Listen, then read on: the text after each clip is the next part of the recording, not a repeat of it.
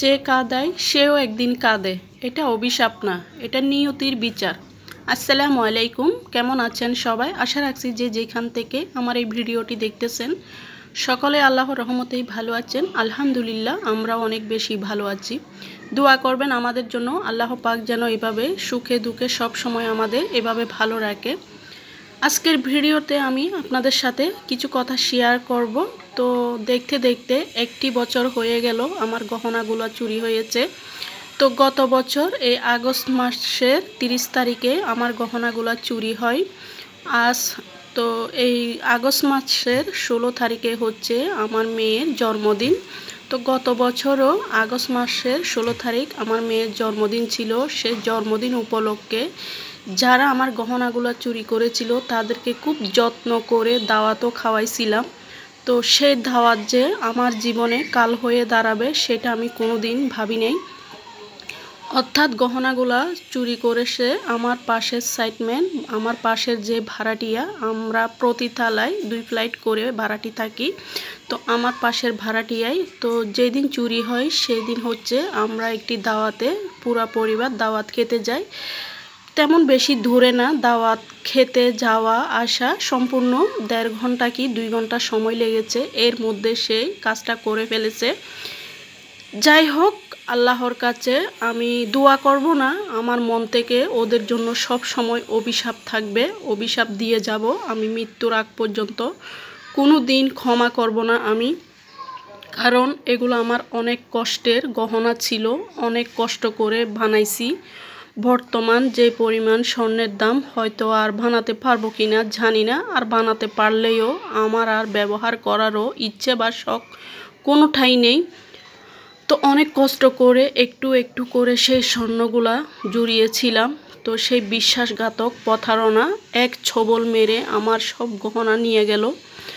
তো হয়তো নিয়ে গিয়েছে, আমার কপাল নিতে পারে নাই। আমি মনকে এখন এটা বলে সান্ত্বনা দিই। অনেক কেঁদেছি, অনেক চোখের পানি ঝরিয়েছি, অনেকের কাছে সাহায্য চেয়েছি, কারো কোনো সাহায্য পাইনি। শুধু নামাজ পড়েছি আর আল্লাহর কাছে বিচার দিয়েছি।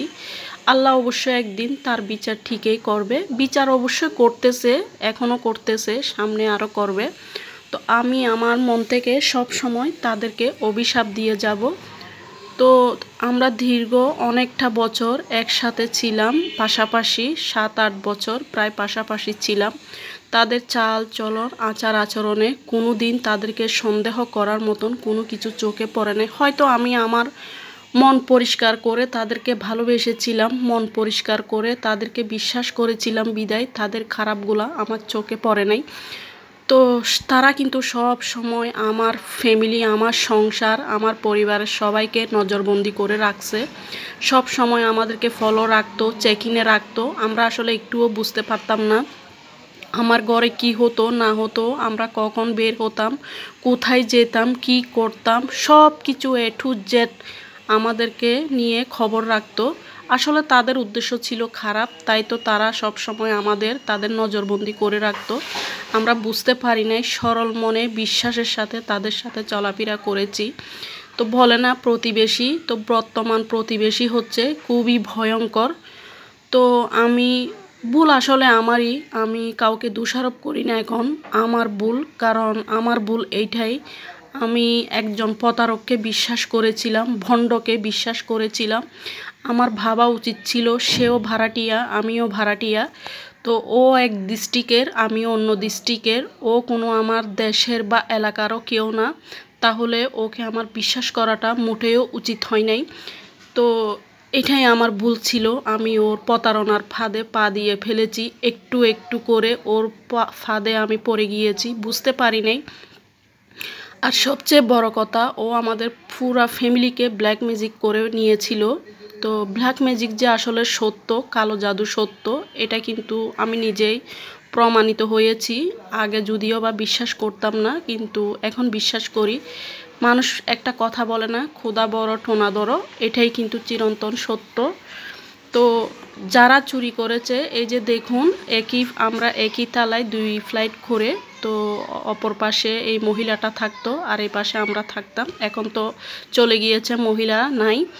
তো এই মাসে 16ই আগস্টে আমার মেয়ের বার্থডে চলে আসতেছে। সেই উপলক্ষে মেয়েকে একটি জামা বানিয়ে দিব। আসলে মনে হাজারো কষ্ট থাকুক, সেটা সন্তানদেরকে দেখাতে চাই না। মনে যতই কষ্ট থাকুক, আমার কষ্টের প্রভাবগুলো যেন আমার সন্তানের গায়ে না পড়ে, সেটাই আমি সব সময় চেষ্টা করি।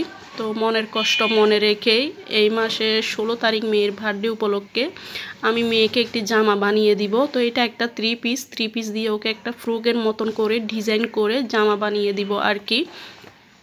যদিও বা জন্মদিন পালন করব না তেমন একটা, তো এমনি জন্মদিন উপলক্ষে একটি জামা দিব মেয়েকে, মেয়ের যেন মনে কষ্ট না পায়, এইটাই আর কি। তো গত বছর এমন দিনে আমার গহনাগুলো চুরি হয়, চুরি করে নিয়ে যায় সেই মহিলা বললে ভুল হবে।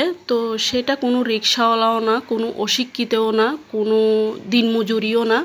যারা আমার গহনাগুলো চুরি করেছে তারা হচ্ছে শিক্ষিত, ভালো চাকরি করতো ক্যান্টনমেন্টে, আর্মি রিটার্ন পার্সন, আর্মি অফিসারের র্যাঙ্কে ছিল ওনার হাজব্যান্ড, তো সেনাবাহিনীর বউ। তো ওনারা পুরা পরিবারটাই হচ্ছে একটা ফ্লড ভণ্ড প্রতারক। তো বর্তমানে আর্মি ওনারা রিটার্ন পার্সন আর কি। তো ওনারা আসলে এই ধরনের কাজ করবে এটা আমার ধারণার বাহিরে ছিল। তো আমি হচ্ছে আমার আইডিতে আর কি ছবি পোস্ট করেছিলাম ওদের। তো আমি ভাবতেও পারি নাই ওদের সম্পর্কে এমন ডিয়ারিং আর কি ইনফরমেশন পাবো।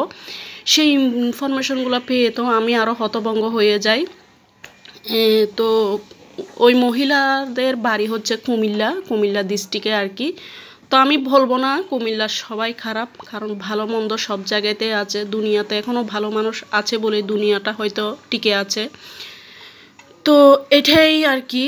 তো ওনার বাড়িও হচ্ছে কুমিল্লা, উনি ক্যান্টনমেন্টে ওনার হাজব্যান্ড চাকরি করতো, চিটাং ক্যান্টনমেন্ট, রিটার্ন পার্সন, বর্তমানে আর্মি অফিসারের সেনাবাহিনীর বউ। তো এমনিতেই কিন্তু সেনাবাহিনীর বউদের নিয়ে কীর্তিকলার কোনো শেষ নেই। প্রতিদিনই দেখেন ক্যান্টনমেন্টে এদেরকে নিয়ে বিচার সালিশ প্রতিদিনই হয়, ওদের বউগুলো একটু লফট টাইপের হয়ে থাকে। তো এই মহিলাও কিন্তু তার এরকম অনেক কীর্তিকলা আছে, আমরা পাশাপাশি থেকেও এগুলো বুঝতে পারি নাই, জানি নাই।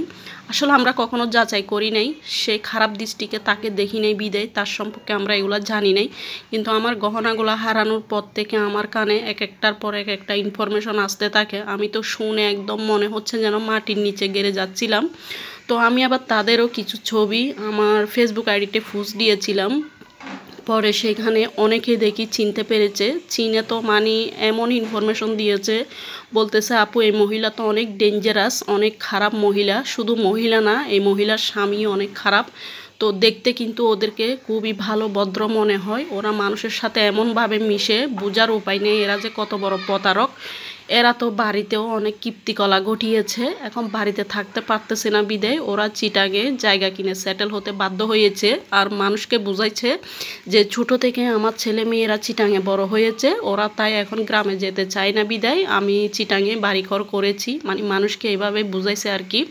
আসলে কিন্তু তা না, ওদের বাড়িতে অনেক কীর্তিকলা কাহিনী আছে, ওইখানে মুখ দেখাইতে পারতেছে না বিদায় বাধ্য হয় ওরা চিটাঙে সেটেল হতে। তো জায়গা কিনে ঘর করছে, এটা আসলে বৈধ পয়সা দিয়ে না, অবৈধ পয়সা দিয়ে জায়গা কিনে ঘর করছে আর কি। ওই আমার মতন মক্কেল ধরছে আর ছাড়ছে, এই আর কি অবস্থা। তো আমি সব সময় মন থেকে এদের অভিশাপ দিয়ে যাব, আমি কোনো দিন ক্ষমা করব না। আল্লাহ তো অবশ্যই এদের বিচার করবে, কারণ ঠকালে ঠকতে হয়, এটাই চিরন্তন সত্য, শুধু সময়ের অপেক্ষা। আমার কপাল নিয়ে যাইতে পারে নাই, আমি একদিন ঘুরে দাঁড়াবো, আমি একদিন সেই গহনাও আবার বানাবো। হয়তো এই কষ্ট, এই আঘাত, এই প্রতারণার শিকার আমি কোনো দিন ভুলতে পারবো না, কোনো দিন ভুলবো না। এটা আমার জীবনের একটা চরম শিক্ষা।